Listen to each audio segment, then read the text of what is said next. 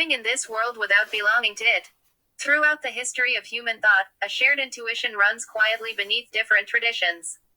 Human beings find themselves thrown into a world that is, at its core, painful. And merely enduring this world as it is has never been considered enough to attain true peace. Though their languages and symbols differ, great philosophers and religious teachers have pointed in the same direction. While living within a dimension shaped by sensation, emotion, fear, and lack, there is a way to live from another dimension at the same time. This world has clear limits.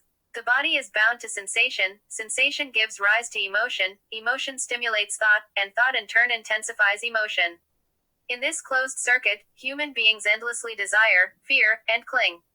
Suffering is the byproduct of this structure. Our ancestors did not deny this condition. Instead, they proposed a way to pass through it, or to stand upon it, and from there open another dimension of life. The Buddha taught the letting go of attachment and delusion. In his teaching, this world is not something to escape, but a river to be crossed. The far shore is not a different place in space, but a transformation in the structure of perception and attachment. The river continues to flow, yet one is no longer swept away by its current. This is what liberation means. Jesus spoke of the narrow gate. The wide road is the one most people choose, governed by worldly values, fear, comparison, and competition. The narrow gate is a matter of choice.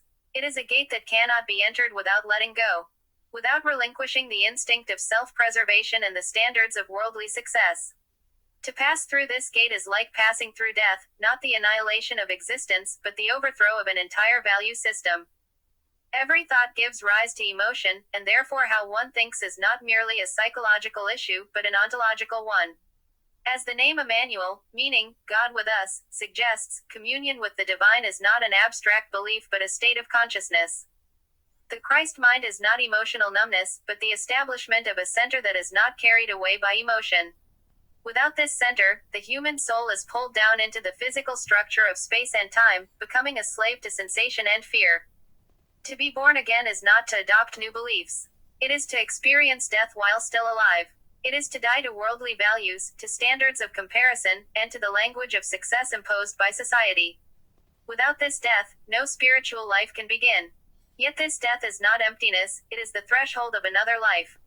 When one dies to the world, the values of the spirit come alive. Within this paradox, human beings find peace even in the midst of a painful world. Kierkegaard brought this insight fully into the realm of existence. His question, either or, is not a superficial choice. Between the aesthetic life, the ethical life, and the religious life of standing alone before God, there is no neutral ground. He made it clear that refusing to decide is already a decision. In this sense, Kierkegaard shattered the illusion of a middle way. Human beings are always standing somewhere, it is impossible to live on both sides at once. The concepts of the worldly realm and the kingdom of heaven share the same structure of understanding. Heaven is not merely a place one goes after death, but a matter of what values one lives by here and now. The body remains bound to time, space, physical laws, and sensation, yet the soul can belong to a different order. This belief lies at the heart of religious anthropology. A neutral life, a compromised life, a life straddling both sides, does not exist. There is only the choice between living by the order of the senses or by the order of the spirit. In the end, the wisdom of humanity converges into a single sentence: live in this world, but do not place the center of your being in it. This is not escape, but transformation, not denial, but transcendence. The path is always narrow, and it always demands a choice. Yet it is precisely on this path that human beings finally become free.